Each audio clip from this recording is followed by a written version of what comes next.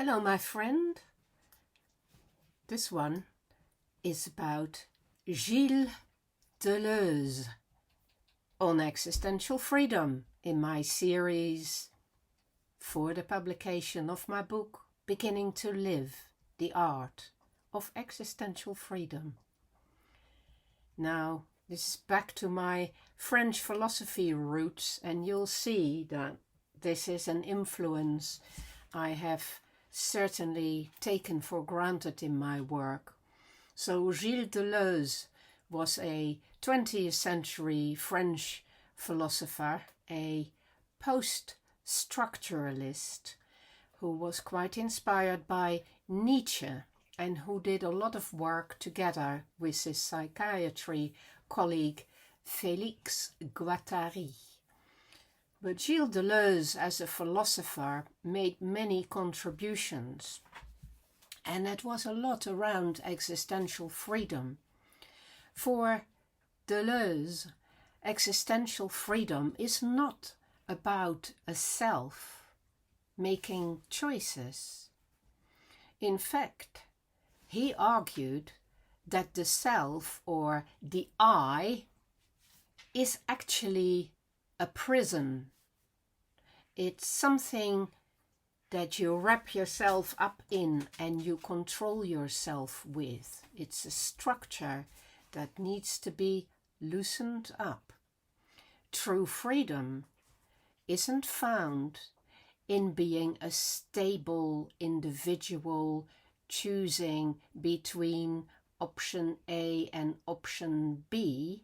It is to become, to be in movement, to be in process, a process of breaking down your boundaries and connecting with the flow of the universe. Yes, I'm very sympathetic to that idea indeed. So if Fromm wanted us to be integrated and Lacan wanted us to break through the fantasy, Deleuze invited us to experiment. That's more arty, more free in my view. He rejected the traditional philosophical focus on stable identities. He believed that the universe itself is in constant flux, and it is a trap to take on a particular identity, be it I am a teacher or I am a rebel, it doesn't matter what the identity is. To hold on tight to that identity is to capture and encapsulate yourself, and that may be reassuring, but in the long term what you are doing is that, as he says, you territorialize yourself and you're setting boundaries that limit your potential. And to get back your freedom is to get back in the process of becoming what you're capable of being. It is the ability to territorialize yourself. It is to move away from what you are towards something unknown, my friend. You aren't free because of who you are. You are free because of what you can become. This is very Heideggerian as well, by the way, and quite Aristotelian too. The idea that potentiality is always more and greater than actuality.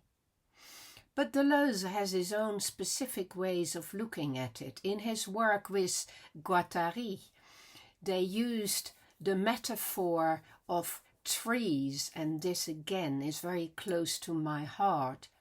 So they spoke about the rhizome to describe a free way of thinking and living. Let me explain. So they said that normal thinking that we're used to is hierarchical and linear. It's like a tree. It's tree-like thinking. They call it arborescent thinking. And in that way, something has a root, a cause, and it has branches, which are the choices you make. And you follow a particular path to get into those branches. Now, rhizomatic thinking is to remember that trees have rhizomes that stretch way beyond the individual tree underneath, and so do weeds or fungi. Rhizomes grow underground, but they connect any point to any other point. And Deleuze and Guattari argued that that's more how the universe is made, that every point is connected to every other point, and that the secret of freedom is to reconnect with that. But that means that you give up on the center. You give up on saying, this is me. And you allow yourself to be in the flow, in the connectivity, in the ability to create, or allow rather than create, perhaps, unexpected connections and what they called lines of flight. And let me explain. So freedom is described by Deleuze through the concept of the line of flight. Ligne de fuite. This isn't about just flight as in running away in a sort of cowardly sense, getting away from danger. It is a creative escape. So the social machine tries to code you and tell you how to act, work, and desire, and you need to escape from it. And you do that by finding a line of flight, which is a leak in the system you have been encapsulated into. It's when an individual or a group find a way to exist that the system hasn't yet accounted for. It's about thinking outside of the box. It's about going beyond. It's about the dialectic. It's about reinventing life. An example of that is musicians inventing new sounds, new rhythms, maybe new dances that don't fit into a particular genre. That is the expression of Deleuzian freedom, because they have created a line of flight from the code that has been producing the same sorts of things again and again and again. So unlike Lacan, who saw desire as a lack of something, the wanting of what you don't have, Deleuze described desire as productive. We are all machines of desire, he said, constantly plugging into other machines like books and people, nature, technology.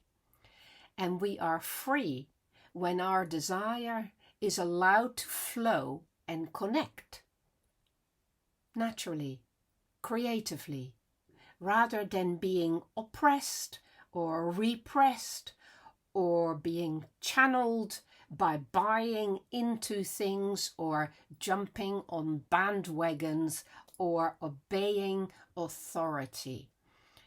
A very Nietzschean kind of freedom. I told you he was very inspired by Nietzsche, but much more pragmatic than Nietzsche, of course. So Deleuze's call to action isn't who am I, but what can I do? Freedom is the experimentation with your limits. It's about asking yourself, how many new ways of living can I invent day by day before I die? I like Deleuze. Inspirational.